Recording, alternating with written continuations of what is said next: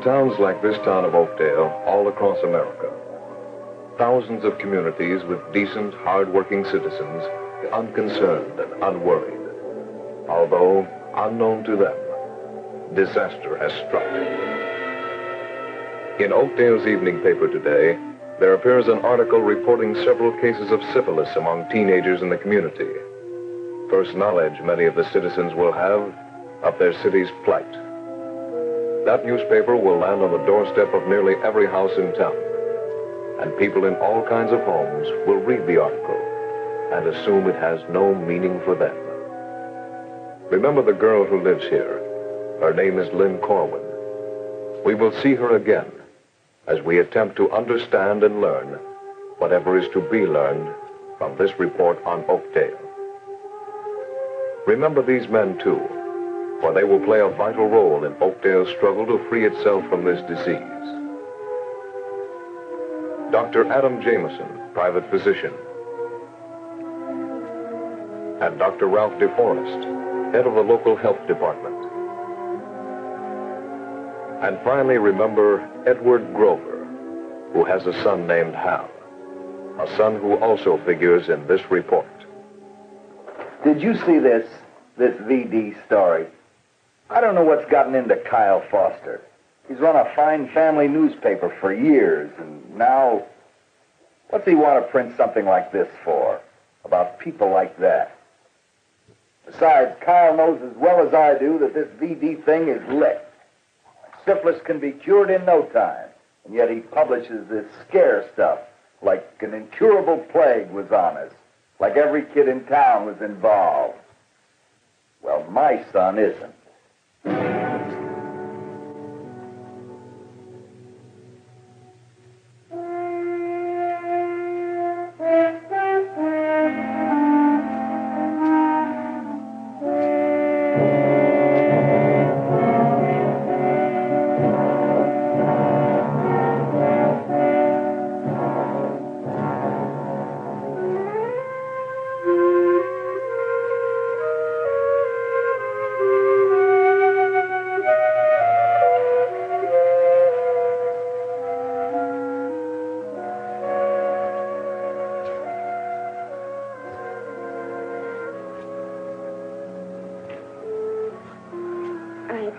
I had a lovely time, Hal. Yeah, sure. I'm glad you did.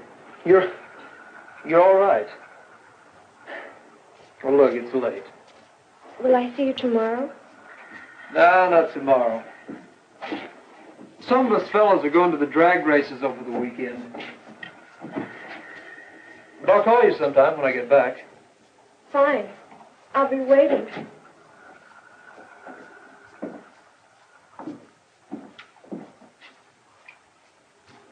Well, I'll be seeing you.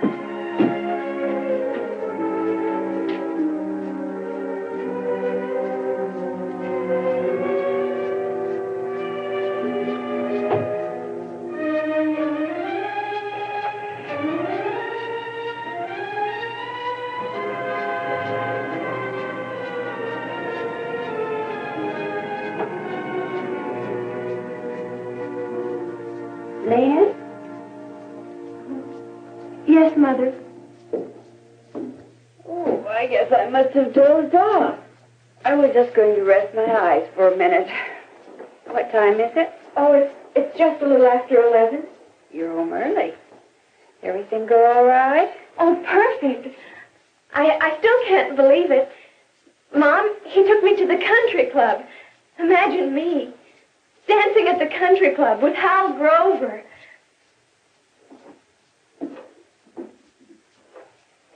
I wish you could have been there, Mom. They even had a combo. Thanks, Mom. Thanks for making me this dress. I know you should have spent the time sewing for your customers, but the dress was exactly right. I didn't feel a bit out of place. Well, when I sew for Hal's mother and her friends, I see the kind of dresses they wear, and I know Hal was impressed, and I think that's why he took me to the country club. He wanted to show me off. He likes me, Mother. I just know he likes me a lot. Well, then, dear, what the dress cost was worth it. Unfortunately, the final cost of the dress has not been counted. The price that Lynn Corwin must pay will be a high one.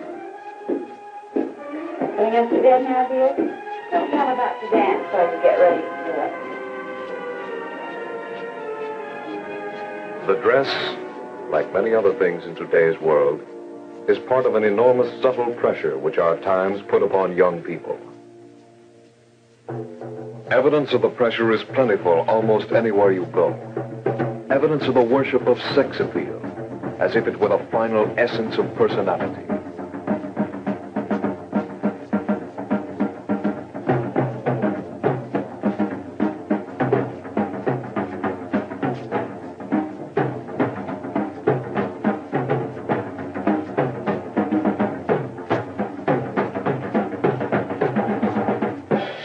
Who is to blame if young people respond to this pressure, reenacting in the privacy of parked cars a theme hurled at them from every side?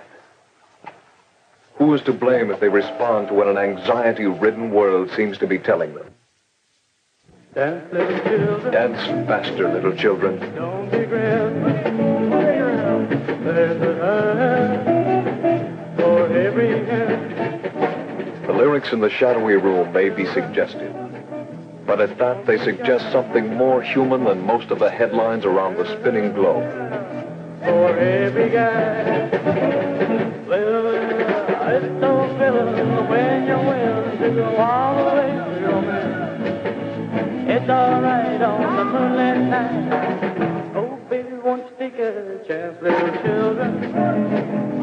Don't be grim. There's a Faster.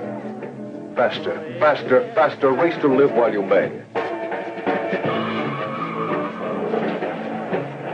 And a part of the frenzy to experience, to learn about everything, takes Hal Grover and his friends to another part of the state, to participate in the weekend meeting of drag racers from all over the area.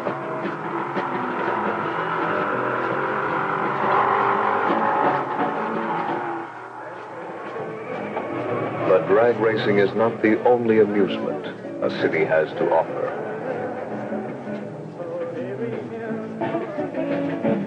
dance, little children. Don't be shy. There's a girl for every guy. Well, it's so thrilling when you're willing to go all the way to your man. It's all right on the moonlit night. Oh, baby, won't you take a chance, little children? Don't be grim. There's a hurt for every year.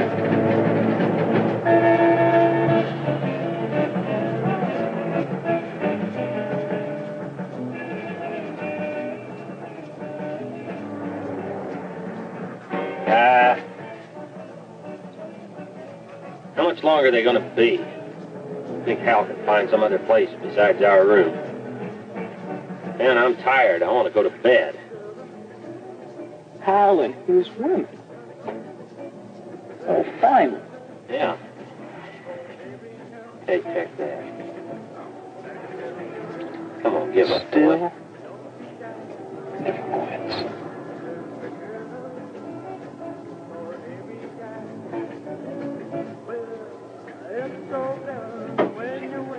Well, don't you even have to take her back where you found her? She doesn't live far. Besides, she has to go home alone. Her parents are the strict kind. They don't allow her to go out with boys. So she can go home and tell them about meeting a new girlfriend. Howlin'.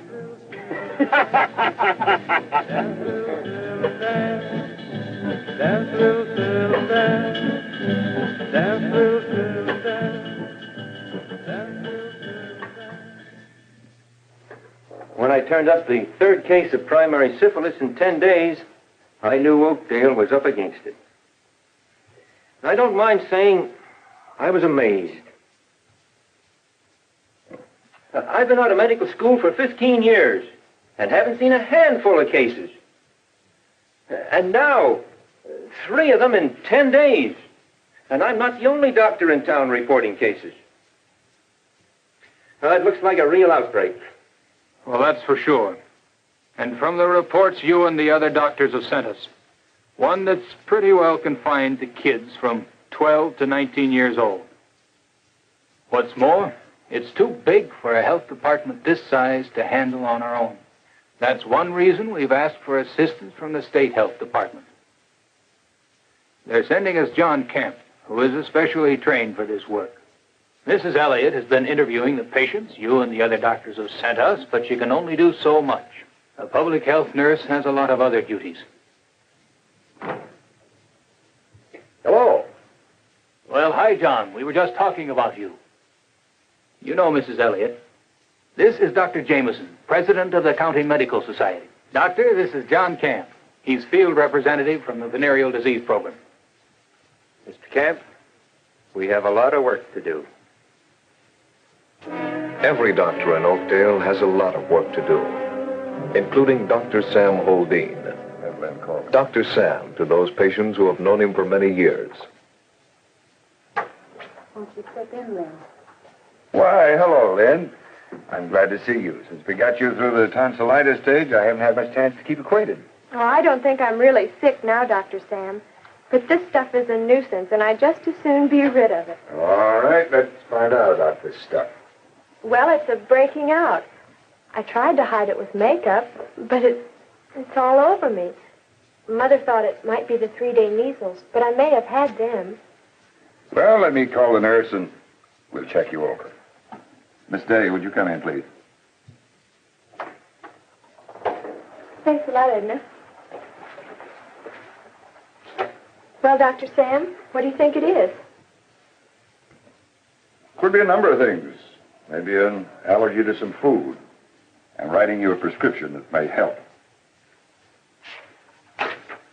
You use this for a couple of days and let me know if there's no change. Okay, I will. I feel better already now that there's something I can do about it. Well, bye. Oh, goodbye, Lynn. Give my regards to your mother.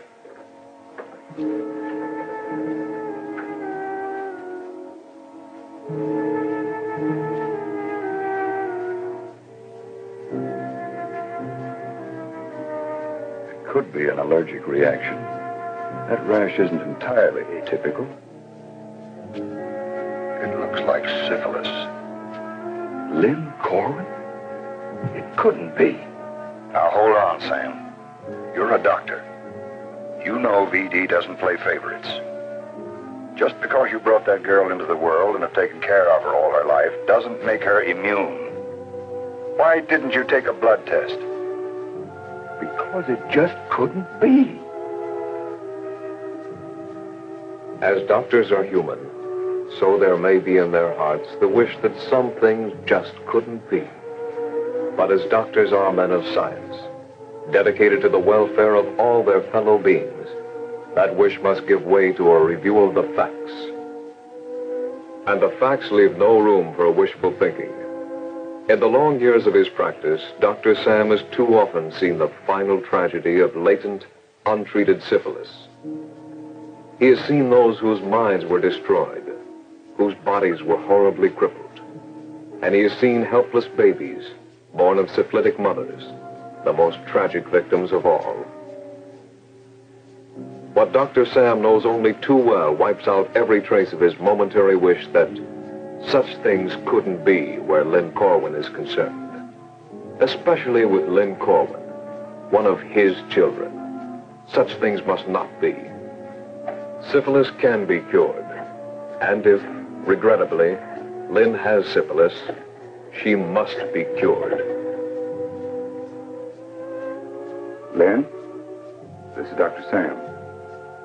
I think maybe you better... As Lynn Corwin makes an appointment with Dr. Sam, other doctors have sent in young people whose disease has already been diagnosed for appointments with John Kemp, the field representative. John Kemp's job is not an easy one. Nobody wants to hear what he must tell those he interviews, and nobody wants to tell him what he must find out. For syphilis can be halted only if everyone involved is located and examined. With the approval of their personal physicians, John Camp interviews every patient diagnosed as having syphilis to learn the names of all those with whom the patient has had sexual intercourse.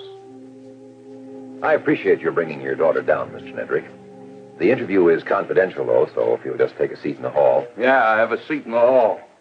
I just brought her in to see if you could get it out of her. I can't find out what kind of trash she's been running with. Please, take a seat in the hall, Mr. Nedrick. Oh, I'm leaving. You're welcome to her. She's no daughter of mine.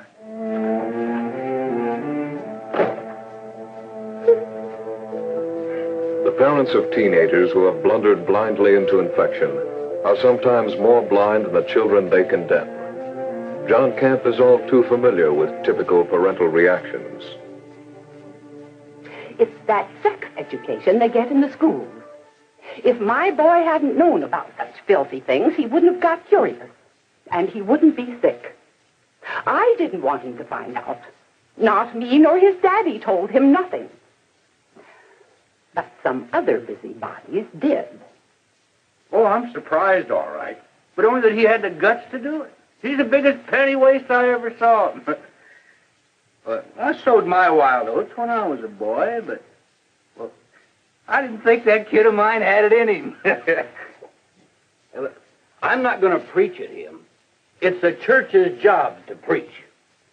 My husband and I can both tell you it's not Junior's fault. It's all his fault. I just can't do a thing with him anymore. Confronted with those who have been judged, who come to him even under the best of circumstances, ashamed and afraid, John Camp acts neither as judge nor prosecutor.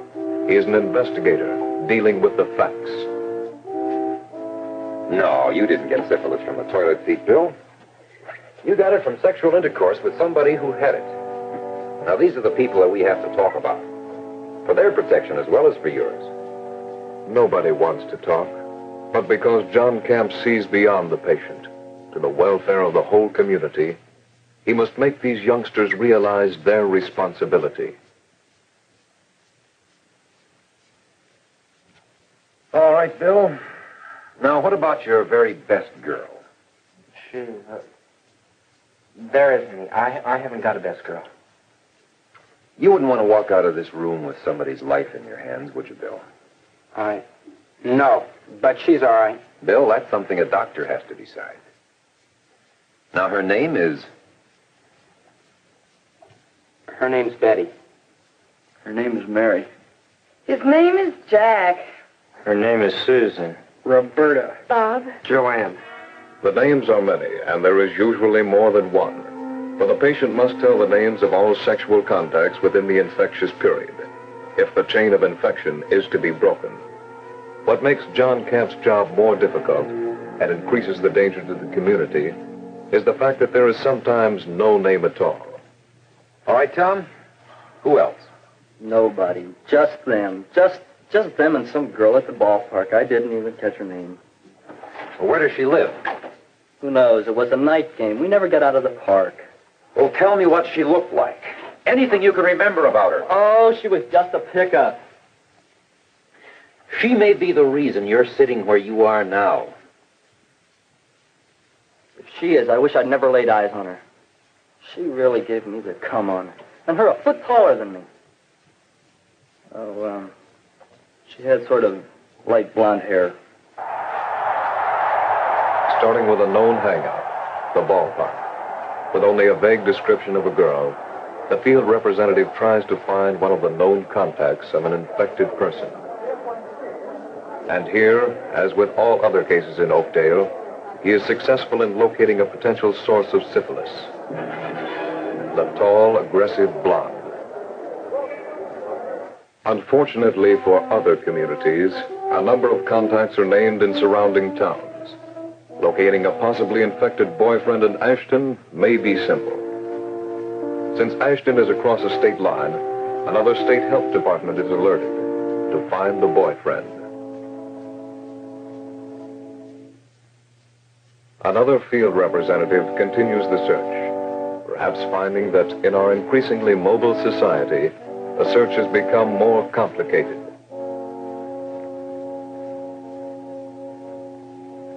The job of this field representative now becomes one of knocking on doors in the last known neighborhood, seeking clues, asking, continuing to ask, until he finds someone who knows where the Farleys, or the Hagens, or the Smiths have moved.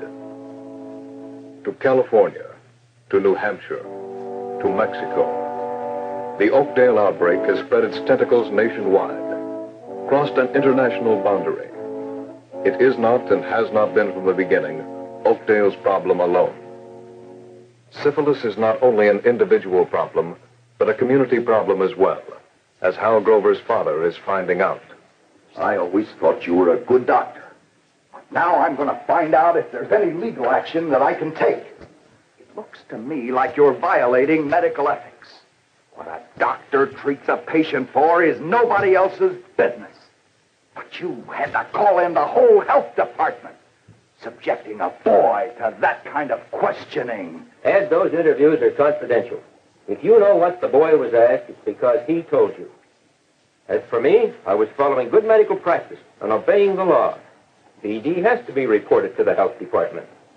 Protection of the public is more important than the temporary embarrassment to your boy. Him embarrassed? His mother is sick with mortification. And I can't stand to look my friends in the eyes whether they know what's happened or not. But he's not embarrassed. I told him I didn't even want to claim him for a son. You know what he said? He looked at me as bold as brass. He said, "You never did."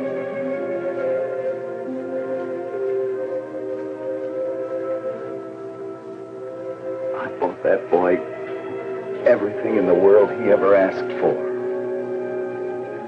Bicycles, ponies, car. He's got the best clothes and the biggest allowance in town.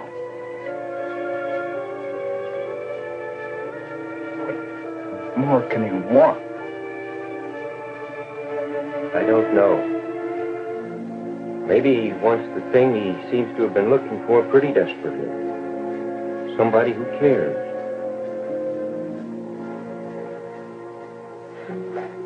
I wasn't worried when she was out with him. He came from one of the best families in town. If it just wouldn't make it harder for Lynn, I'd haul Hal Grover out in the town square and beat him within an inch of his life.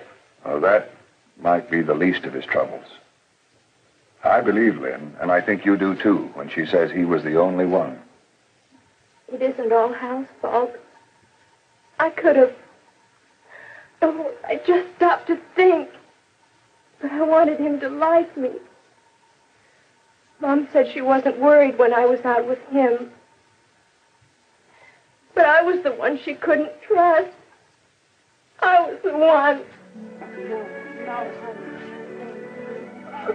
Lynn is more fortunate than some to have parents who will make the difficult effort to understand. With Dr. Sam's help, Lynn Corwin will be cured of the physical disease, although she may never be free of its emotional consequences. The 50 or more young people who are victims of the Oakdale outbreak will all be cured, either in the clinic of their health department or by their personal physicians. The outbreak in Oakdale will be over. The local health department's file marked closed.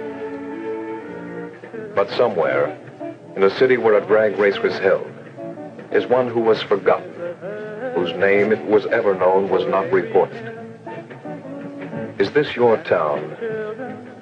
Is this your daughter? Is this your son?